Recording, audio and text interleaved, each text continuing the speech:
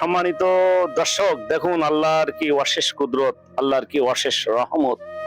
তিনি দুই সাগরকে একসাথে করেছেন, পাশাপাশি অবস্থান করিয়েছেন, কিন্তু কোন সাগরের পানি কোন একে অপরের সঙ্গে মিশে যায় না। জাপানের একজন সায়েন্টিস্ট অনেকবার চেষ্টা করেছেন, বিভিন্ন কেমিক্যাল দিয়ে চেষ্টা করেছেন এবং তার ল্যাবে যেয়ে পরীক্ষা করেছেন, কিন্তু ওই পানি একে অপরের সাথে মিশে না।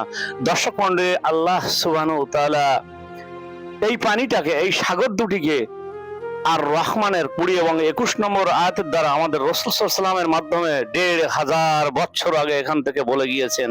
তিনি বলেছেন, আমি পাশাপাশি দুই সমুদ্রকে অবস্থিত করেছি, আমি পাশাপাশি দুই সমুদ্রকে প্রবাহিত করেছি, কিন্তু তাদের মধ্যে এমন একটা অন্তরাল সৃষ্টি করেছি যে কেউ কারোর পানি একে অপরের অতিক্রম করে না। দর্শক মণ্ডলী, তাই তো আল্লাহ তার পরের আয়াতেই বলছেন, ফাবি আইয়্যি আলাই রাব্বিকুমা তুকাজ্জিবান, তোমরা আমার কোন নিয়ামতকে অস্বীকার করবে। সম্মানিত দর্শক, এই জন্য আমরা সবসময় আল্লাহর শুকরিয়া আদায় করি এবং আল্লাহর নিয়ামতের প্রতি আমরা প্রশংসা করি। আসসালামু আলাইকুম।